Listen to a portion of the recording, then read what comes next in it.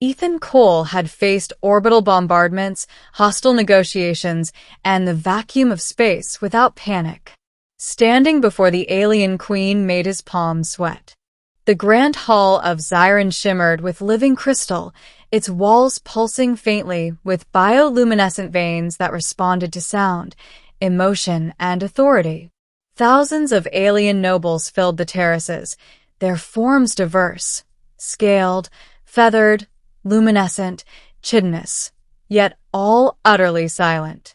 At the center, elevated on a throne grown rather than built, sat Queen Valeth of the Xiron Dominion.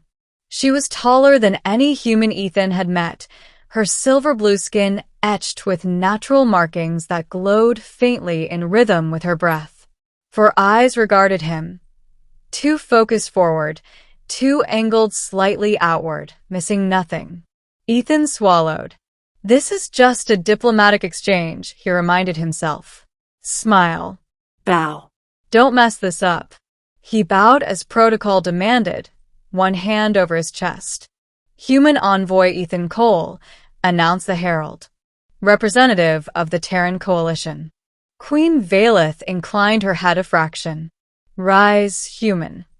Her voice was melodic, layered with subtle harmonics that vibrated through the hall itself. Ethan straightened. Your Majesty, it is an honor to stand before you. Truthfully, he had expected arrogance, maybe cold detachment. Instead, her gaze was sharp, curious, calculating. The honor is mutual, she replied. Few humans have stood here and left alive. The court murmured softly. Ethan forced a polite smile. I'll do my best to improve that statistic. To his surprise, one corner of the Queen's mouth twitched. The formalities dragged on, trade agreements, border clarifications, mutual defense clauses. Ethan answered carefully, aware that a single misstep could ripple across entire star systems. Finally, the Queen raised a hand. The hall fell silent instantly. One matter remains, she said. Tradition demands a closing gesture. Ethan nodded. Of course. He reached into his jacket pocket. Several nobles stiffened. Ethan withdrew a small object, no larger than his palm. It was wrapped in simple cloth, undyed, unmarked. He stepped forward and extended it with both hands. A gift, he said. From my people to you. The reaction was immediate. Gasps. Hisses. Sharp clicks of alarm. The Queen's 4 eyes widened. The herald recoiled. Human, what are you doing? Ethan froze. Offering a gift.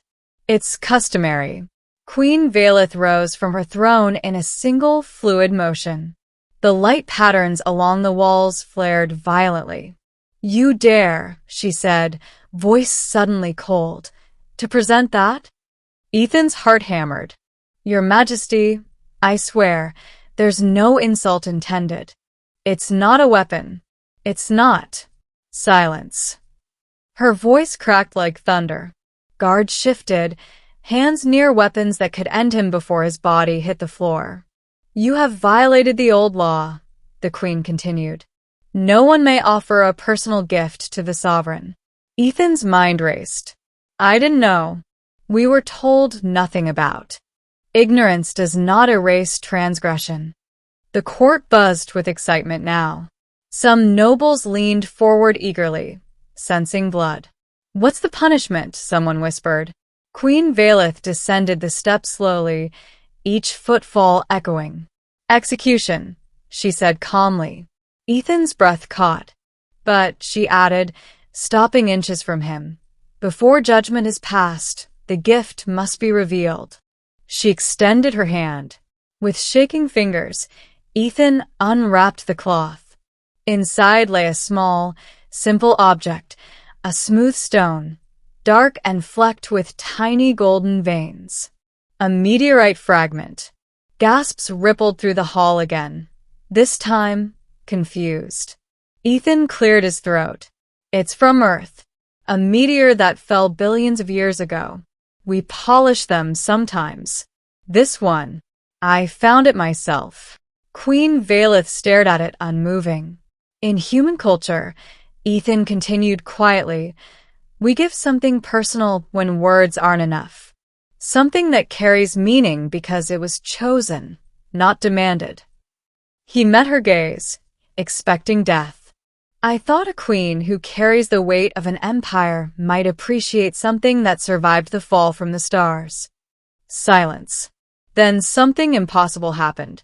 The glowing markings along Queen Valeth's skin dimmed, then softened, shifting into a pattern Ethan hadn't seen before. The queen inhaled sharply. This, she said, voice low, is a heart relic. Ethan blinked. I'm sorry. An object shaped by time, chance, and intention. Forbidden because it binds the giver and receiver in mutual recognition. The hall erupted. He has invoked the bond. That is impossible. He is human. Does the law apply across species? Queen Valeth closed her fingers around the stone. For millennia, she said, our people believed no outsider could create such a relic without understanding its weight. Her gaze locked onto Ethan's. You did so unknowingly. The nobles fell silent again. What does that mean? Ethan asked, voice barely steady.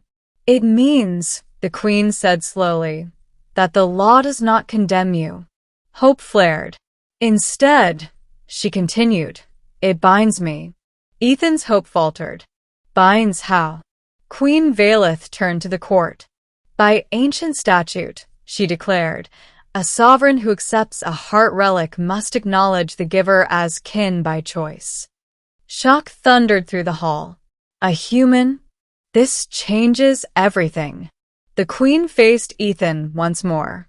You have offered me something no one has dared in 10,000 cycles, she said.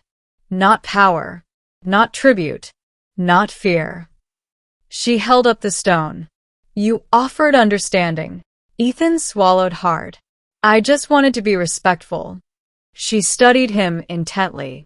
And in doing so, she said, you reminded us what respect truly is.